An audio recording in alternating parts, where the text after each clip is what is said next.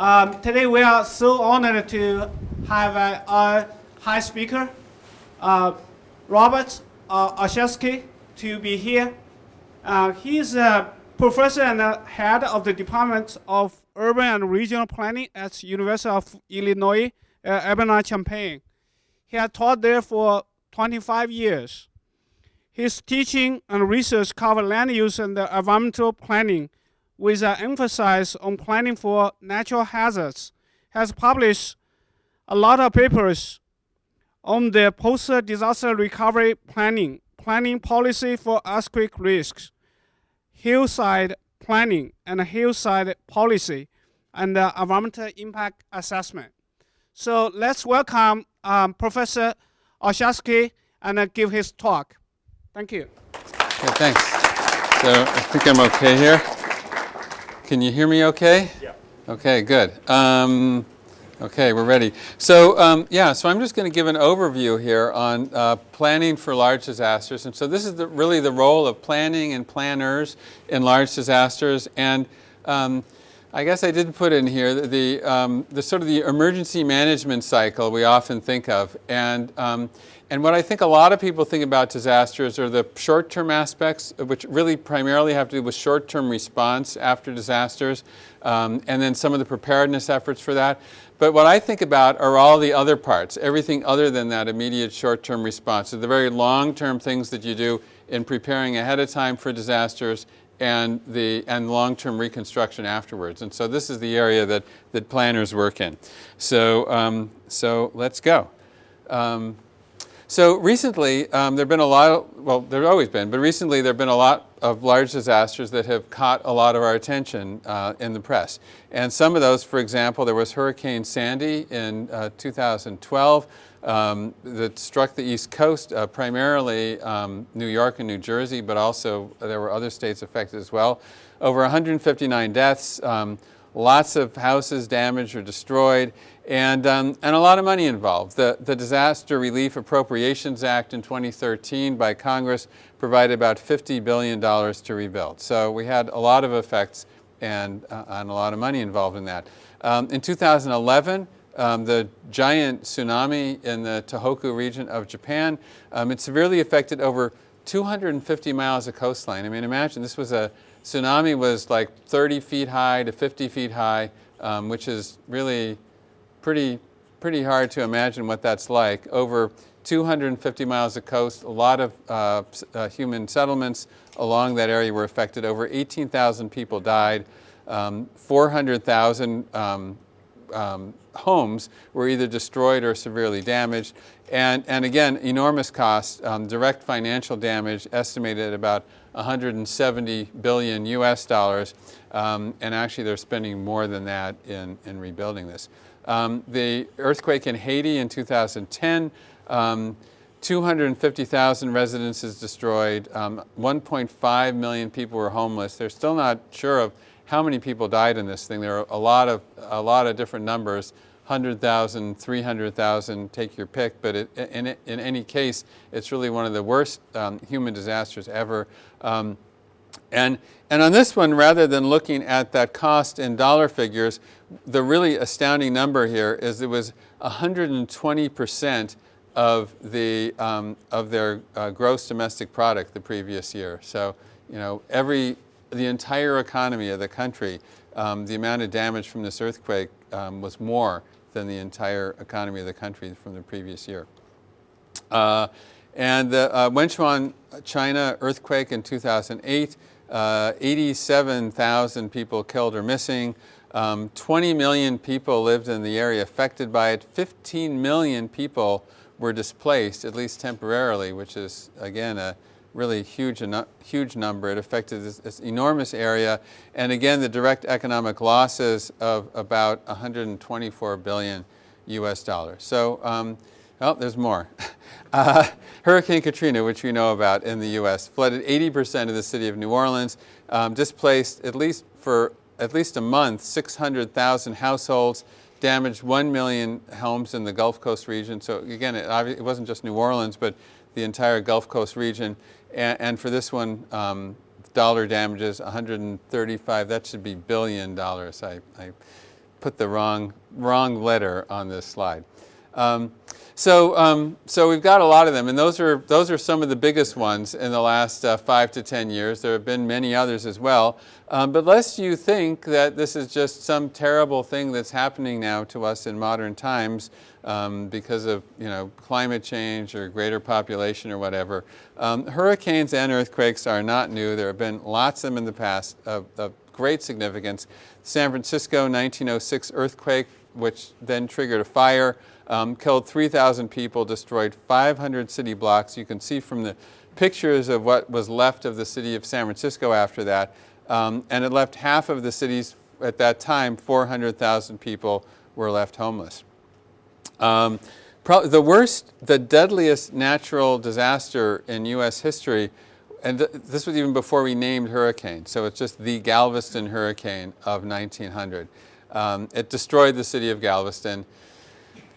Trying to remember, I think there was 6,000 deaths, but it destroyed the city, and actually it changed the course of things. It made Houston really then absolutely became the bigger city, and Galveston was relegated. And Galveston has had a couple of hurricanes since then as well, but this one in 1900 was really the worst. Another earthquake that triggered a fire, Tokyo 1923. This picture kind of looks the same idea as the picture of San Francisco in 1906. So the fire and earthquake here, it destroyed much of central Tokyo, part of the city of Yokohama as well, killed 140,000 people, mostly in the fire, which is, again, one of the deadliest disasters, and over 500,000 families were displaced after that event. I just picked, there's a lot of hurricanes in the past. I just picked this one out, Hurricane Camille, because it affected a lot of different parts of the U.S. It was $1 billion in damages in 1969 dollars. I don't know what it would be today. It affected both the Gulf Coast and the Appalachian states. So it affected, I know, Virginia significantly, and there were over 200 deaths from this.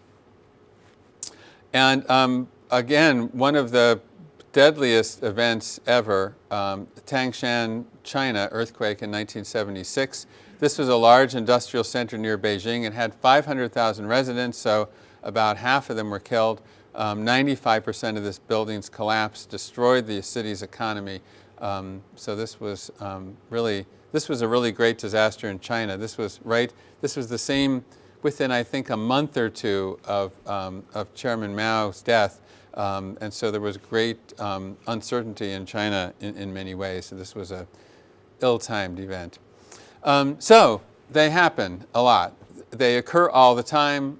Big ones happen all the time. They'll continue to do so. I want to introduce you to there's a lot of different definitions of disaster. This is one of the earlier ones in the disaster scholarly literature, and I think it's a really good one from Fritz in 1961.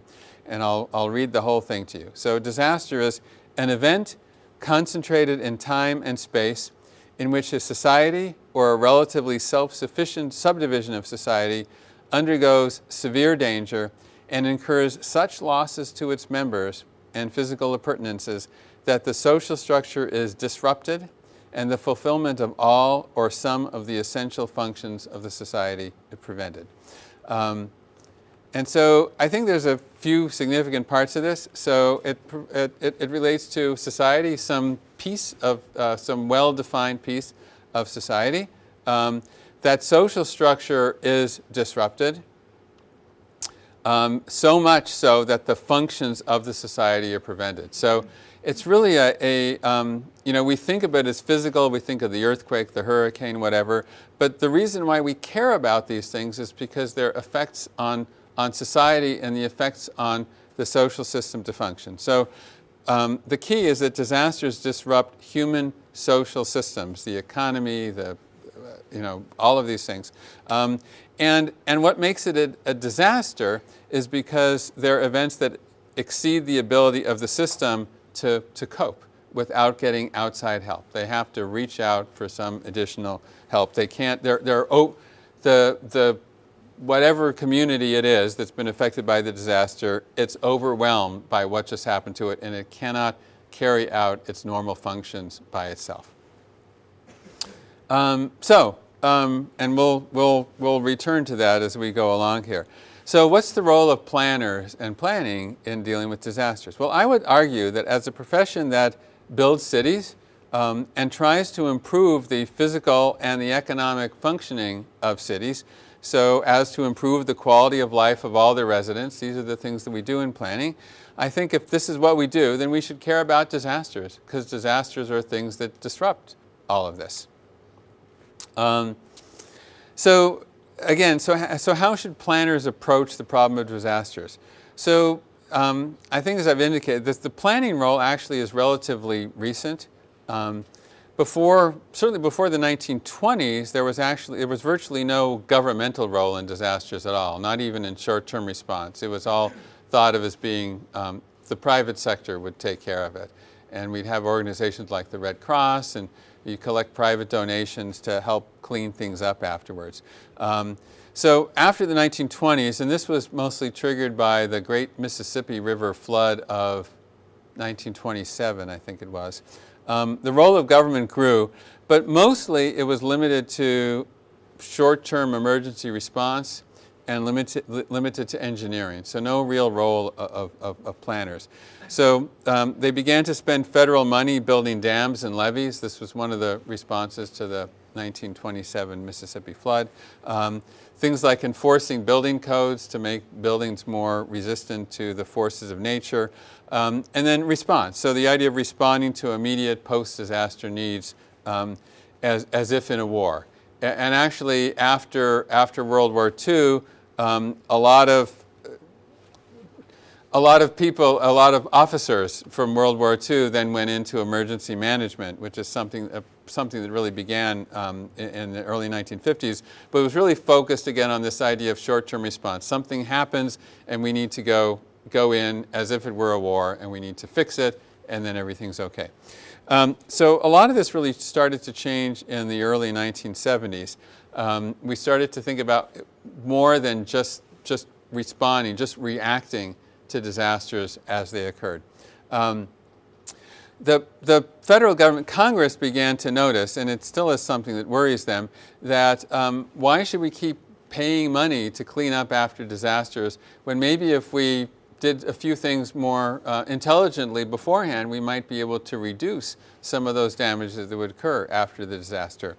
And so in the 1970s, they started to ask communities to reduce that potential for disaster losses. So in return, we'll give you money after the disaster to help to clean things up and to repair things, but in return for that, we expect you to start doing things in the long run to reduce some of your vulnerability to disasters ahead of time. And this happened in a few different ways. I think one of the most important things was the National Flood Insurance Program. And I give two dates here because it was initially enacted in 1968, but the most substantive provisions of it didn't happen until 1973. So since 1973, the flood insurance program requires land use controls as a condition of community residents being able to purchase flood insurance. It's kind of a complicated program. I'm sure many of you have heard about it, but basically the way it works is the private insurance market stopped providing flood insurance. And this was an important good that we need to make available to people to be able to buy flood insurance so that they can get compensated after they get struck by floods. And so the government set up this insurance, basically insurance company. And the way that it operates, though, is it's voluntary for communities to join the program. And as a condition of joining the program, a community needs to do land use controls. And if they do that, then their community now is eligible for getting flood insurance, and now all the residents in that community can buy flood insurance. But if the community doesn't agree to do the land use controls, then the individuals that live in that community can't buy flood insurance. And there are still many communities like that. Anyway, so that was one key thing. The other thing, through the Disaster Relief Act of 1974, they encouraged communities receiving disaster assistance to create what we call hazard mitigation plans, which is to say plans for reducing the hazards in the community ahead of time. And over time, as we got into the 1980s and 1990s, there was an increasing emphasis on this idea of hazard mitigation, sort of reducing the hazards ahead of time as the centerpiece of emergency management. So the whole field began to expand. We're not just going to respond immediately to disasters, but we're going to prepare long-term ahead of time, and we're going to make land use changes. We're going to do everything we can to try and reduce the vulnerability of the community. And so that's this idea, hazard mitigation. It's kind of a obtuse term that people outside of the field don't know what this means. Increasingly, they're calling it disaster risk reduction.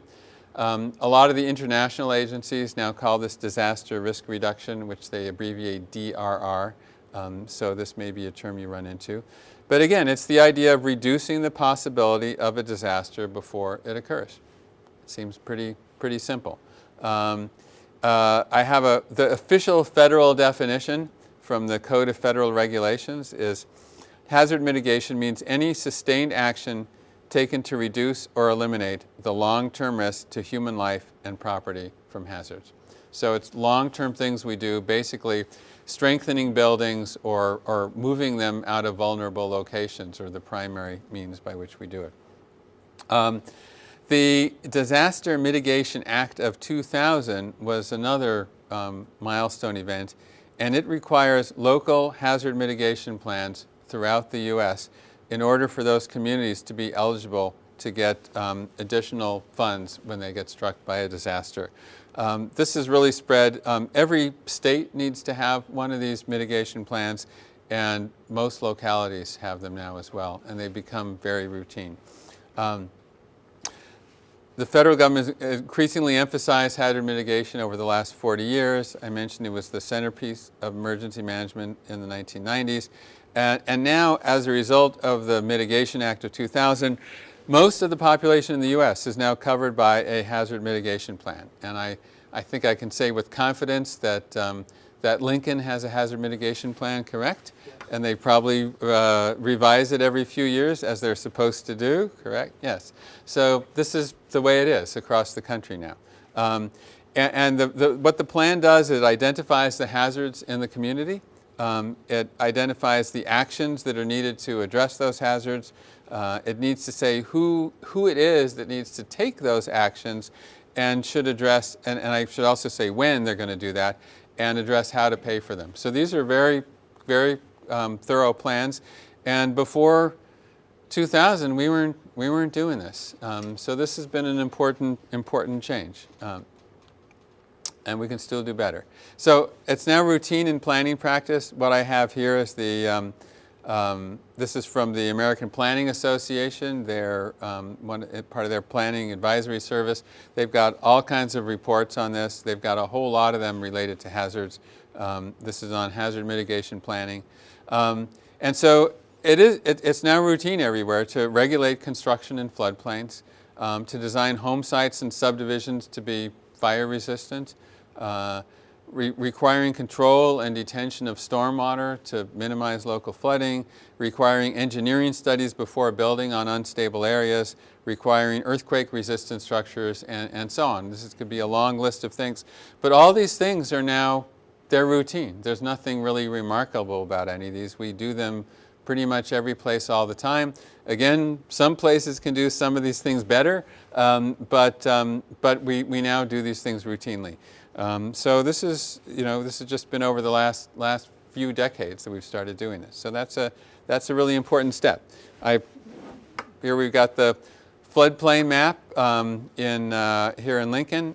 So we have floodplain maps that are issued by FEMA. As a result of the flood insurance program, they have to create all these maps of flood-prone areas throughout the country.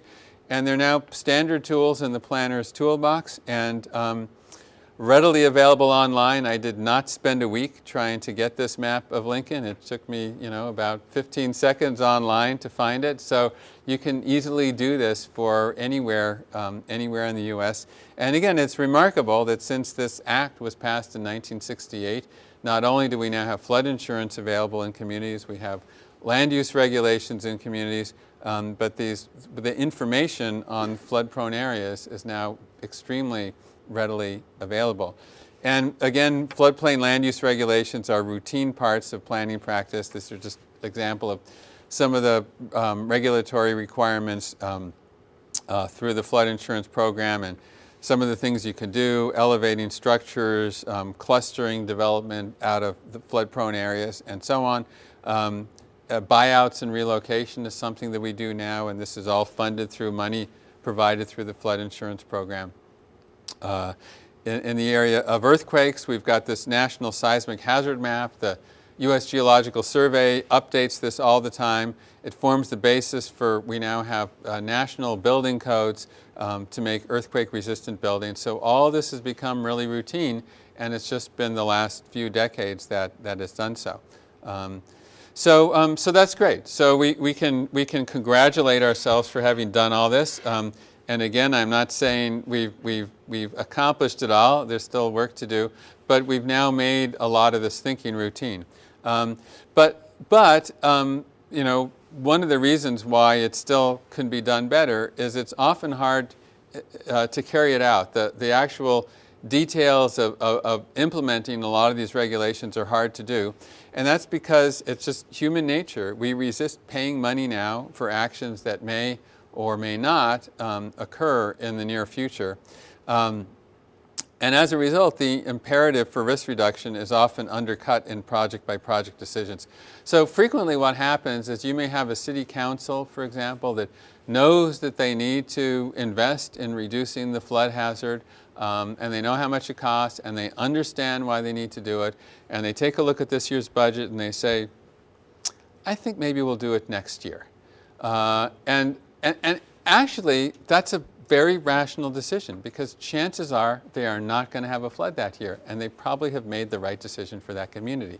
But if you add that up nationally, if every single city council is always deciding to do it next year, then every year somewhere in the country there's going to be, you know, disastrous floods that are going to cost the federal government and you know, all of us a lot of money. So these are some of the problems in the system, and I could go on about all the different ways in which we keep trying to incentivize hazard mitigation, but just suffice to say that we do it routinely. I think we've made a lot of progress, but there are these sort of fundamental human cognitive roadblocks to being able to really accomplish it. So what I want to suggest, and this follows my own path of reasoning over the last couple of decades, as well as the federal government's actually, is that thinking about recovery is another useful way to think about reducing the effects of natural disasters. And there's several reasons for saying this. So first of all, again, a disaster is it's a social and economic event. And the social and economic effects of a disaster actually unfold over time.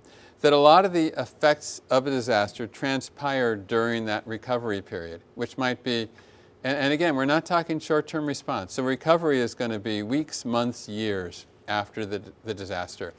And so imagine remembering, you know, Fritz's definition of disaster. So we've disrupted the functions of society, and the process by which we undisrupt those functions and bring everything back to normal, that's all part of the disaster. And the degree to which we can make that recovery process work better, then we're actually lessening and shortening the time and the effects of the disaster. So the disaster isn't just the moment that the earthquake struck. It includes all of those effects that are going to happen over those weeks, months, and years afterwards. So, so thinking about the mechanics, just the process, how that recovery period works, and trying to make it better is actually very useful and a useful way to reduce the effects of the disaster. So one way to address this is by smarter recovery, which is what I was just saying. If we do it well, the process of long-term recovery can minimize the disruption, minimize the economic dislocation, and all of the related social ills. But another useful way we can think about recovery is we can use it to address problems that existed prior to the disaster. this, the moment when a large amount of the city has been destroyed and we're getting ready to invest to rebuild it is really a key strategic moment. So we're going to entirely rebuild this community. We're going to spend a lot of money rebuilding it, and it's going to be there now for the next 30, 50, 100 years. And so we better do it right. And that chance isn't going to come again soon. It will come again, which is another point I'm going to make in a moment. But this is really a key strategic moment after the disaster to try and improve things. Which means it's an important moment for urban planning. This is our chance to do all these things that we've been wanting to do for the last 30 years, but it costs too much to tear this down, or it's going to cost too much to build that. And now suddenly we have that opportunity in front of us. And furthermore, in terms of some of these wrongs that we can right, some of the urban planning improvements we can make, it's also a good time to do hazard mitigation, as odd as it sounds. Because I just got done telling you that the idea of that is to reduce the hazards before the disaster happens, and now I'm telling you it's okay to do it afterwards. And there are several reasons why this is okay. First of all, all of those cognitive problems go away. The awareness is really high, the concern is high. People know that they've got a flooding problem, and suddenly they're ready to do something about it, even though it's too late. But they're ready to do something about it. Money is flowing. It's easy to get funds from a lot of different places. So this is a time when you can do a lot of those things that the city council wasn't able to do in normal times. And if you want to take a long-term view, and I think good planners do think in the long term, that event is going to happen again. Wherever you have a flood, you're going to have another flood. Where you have an earthquake, you're going to have another earthquake. And so if we want to think about future generations, maybe the best thing we can do for the future generations is to take advantage of that moment. Speaking cynically, those future generations aren't going to care whether we've mitigated the flood hazards before we got our flood or not, but they're going to care about theirs. And so we can take care of that by, again, taking advantage of this post-disaster moment. And in fact, the Disaster Mitigation Act of 2000 actually has this logic built into it. So I'm not the only one who sees it this way. It provides large amounts of hazard mitigation funding after disaster. So to places that have approved hazard mitigation plans, this was actually very clever of, sometimes Congress can be clever, and they were in this case. What they do, sort of knowing that the easiest time to get money is after the disaster. So the disaster occurs and suddenly Congress wants to throw money at them and FEMA is throwing money and all this stuff is flowing. They tag on an extra, the percentage differs, there's a sliding scale, but let's just say it's around 10%. On top of all the money that FEMA pays to do the immediate response and cleanup, an extra 10% on top of that is given to the state for hazard mitigation. And so that's actually where we get most of our money for hazard mitigation, is paradoxically is given after the disaster. And it's allocated, okay, thank you. It's allocated on the, now what was I going to say? It's allocated on the basis of the hazard mitigation plan. So you have the plan, you've done the plan ahead of time, the disaster happens, the money flows, and then that money is then prioritized based on what was in your plan. Again, it seems kind of backwards, but in the long run, this actually works well in the long term to reduce hazards. Now I want to talk a little bit about planning for post-disaster recovery and sort of how it works. So if we accept that recovery is a key planning opportunity, then again, we need to plan for it.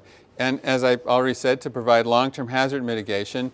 And also, again, you can appreciate that this is a moment when you can implement other long-standing planning policies. Think of all the things, whatever your field is, whether it's community development or transportation or urban design, all of those things are going to happen in a big way after the disaster, and you can, because somebody once, called this like earthquake is, God's redevelopment. So you've already the demolition has taken place, whether you wanted to or not, and now this is your opportunity to be able to try and make something better.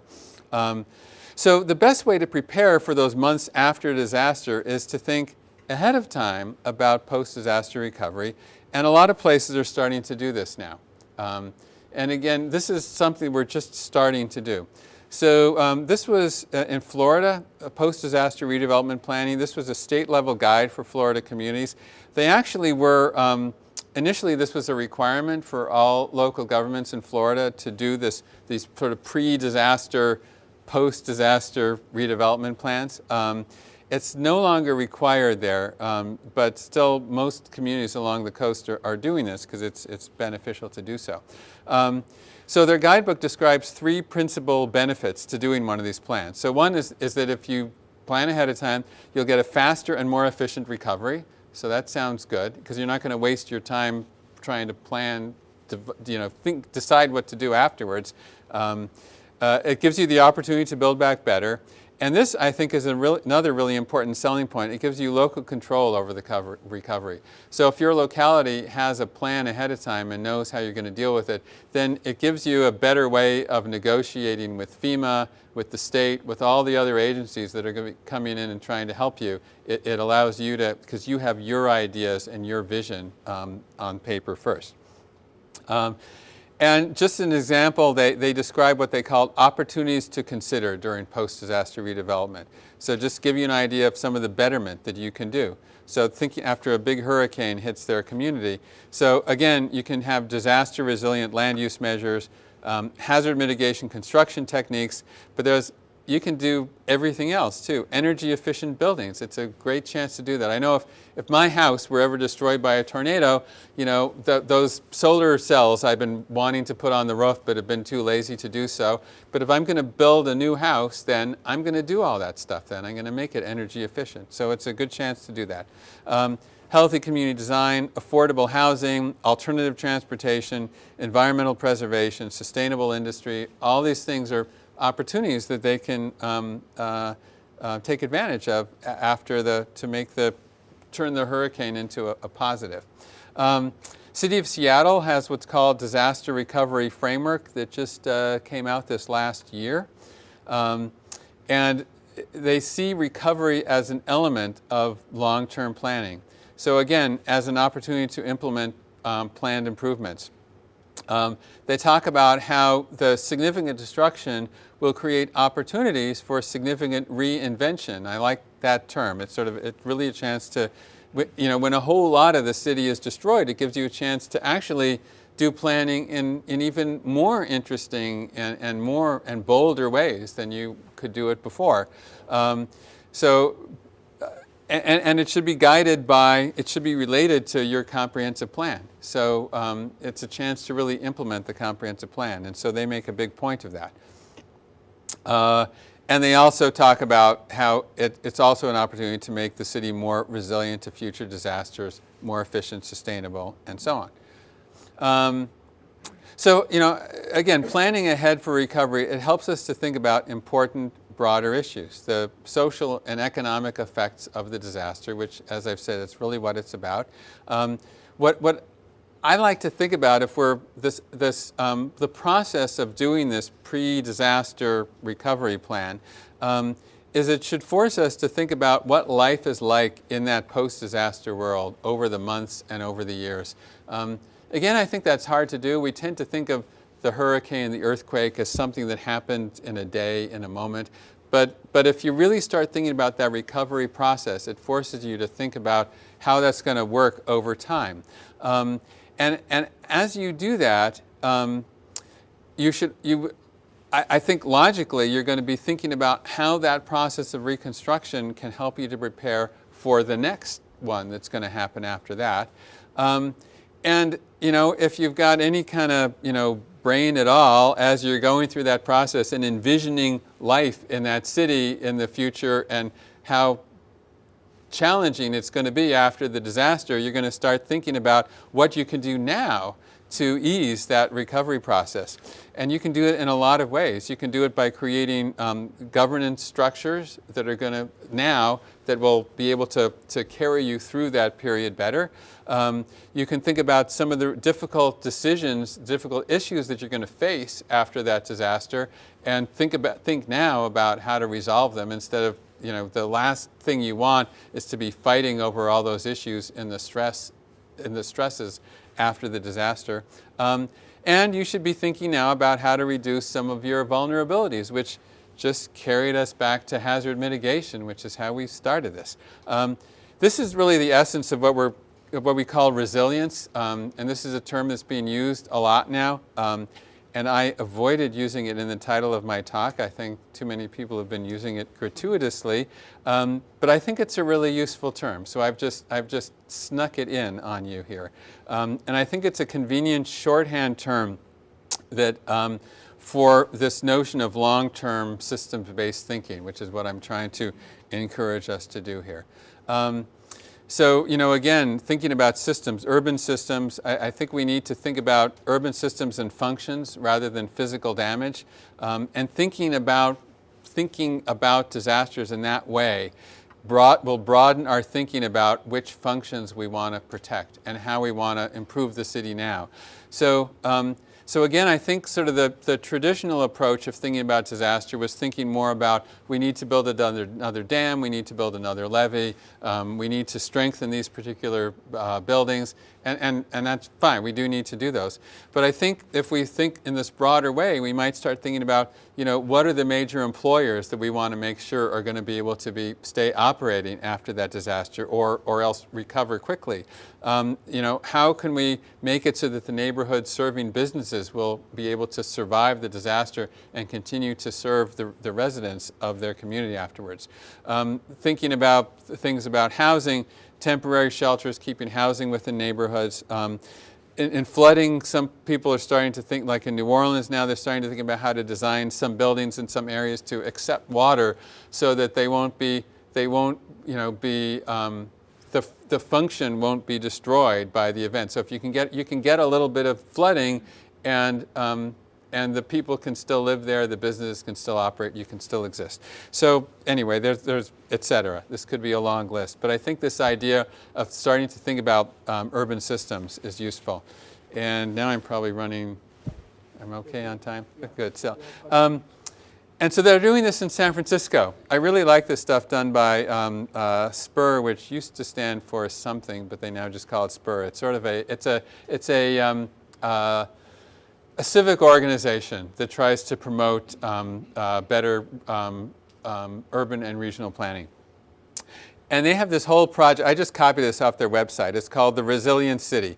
And they have each one of these things, and again, I just copied this, but if you went to the website, you could click on each of these. There's a report for each of these blue things. So they look at before the disaster.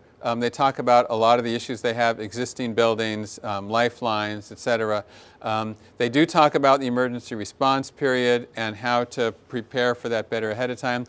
And then they talk about the whole process after the disaster, rebuilding the transportation system, because they're really worried that a big earthquake will, I mean, they have an important economic role to play, certainly in the region and in the world, in fact.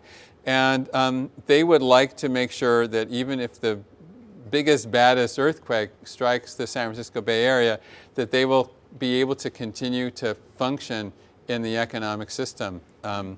And it takes a lot of forethought to do that. They've been working on this for several years now, and it's really remarkable. They're the only place I know of that put this much attention to it. I just pulled this as an example.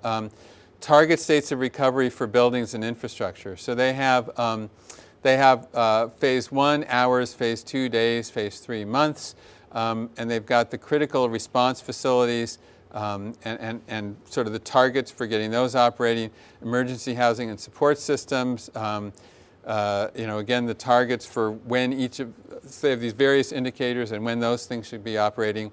And they've set up committees and subcommittees, and they've worked through strategies for making sure that they could do all of these things. They've also looked at, do I have a slide? Well, I think I don't. They've also looked at critical interdependencies. So, does the functioning of the water system depend on some aspect of the power system, for example? And they've tried to, so they've get everybody at the table and talk about how these systems work and, do scenarios and role playing, and they try to identify these critical problems and try to, they'll probably miss some of them, but they're fixing a lot of them ahead of time, and it'll make their entire system be able to better operate after the earthquake.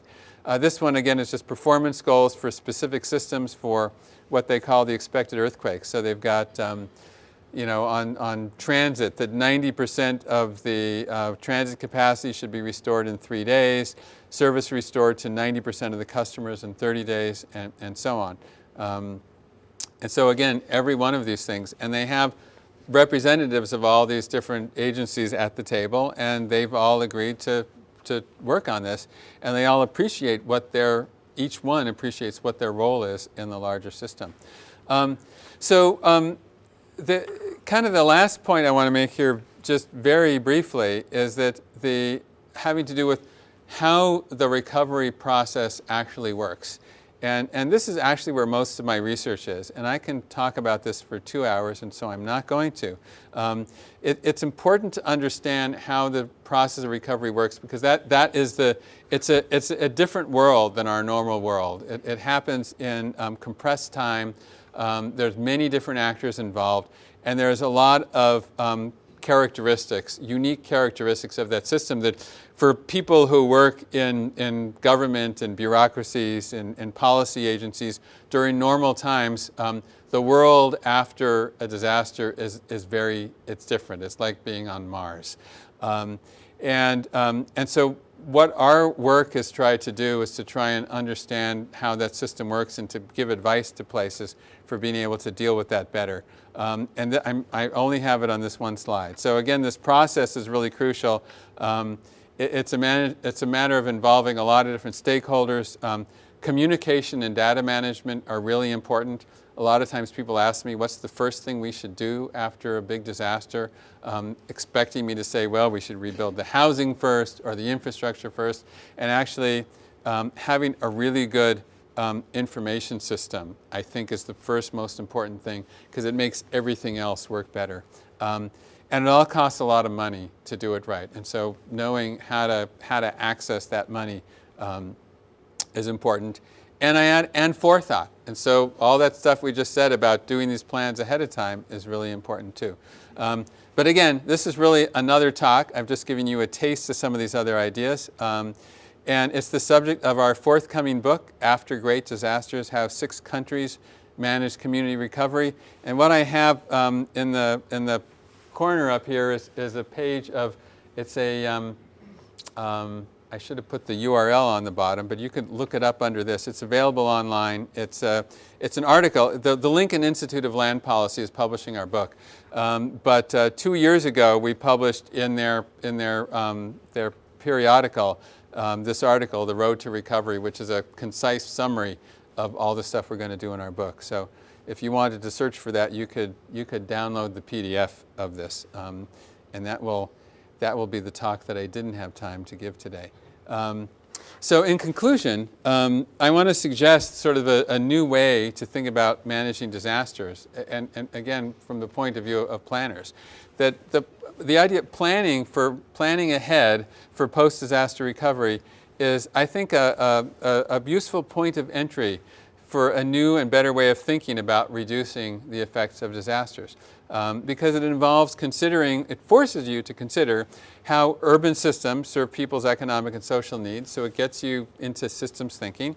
It forces you to think in the long term, because you're thinking about this long-term future of multiple disasters over time. Because once you start thinking about that rebuilding after the next disaster is going to include mitigation for the disaster after that, that's already put you into this long-term multiple disaster view.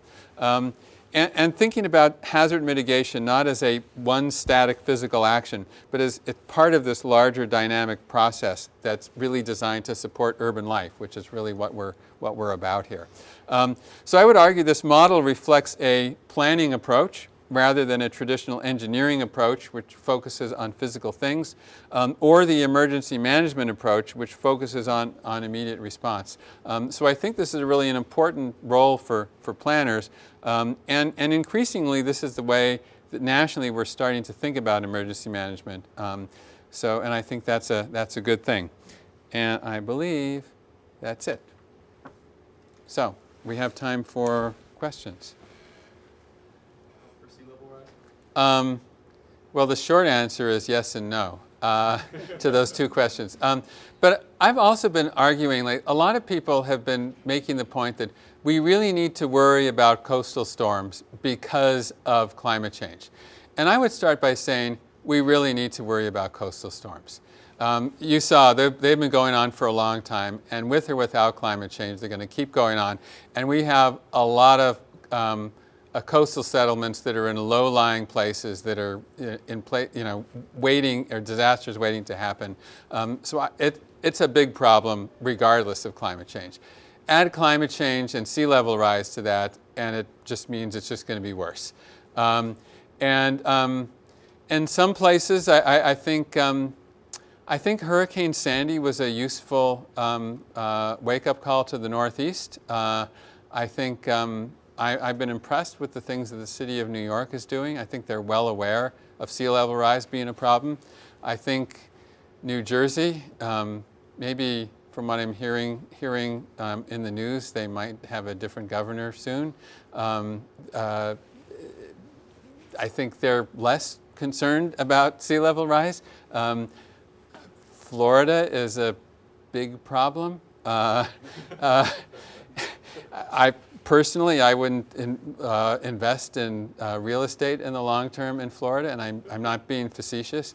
But there are actually some mayors in some communities in Florida that are being very serious about sea level rise and are thinking seriously about strategies, which a lot of it has to do with one of the things I was saying, learning how to live with water. You know, you can't just keep it all out. Anyway, that's another whole long talk. But so some places are dealing with it better than others, let's just say.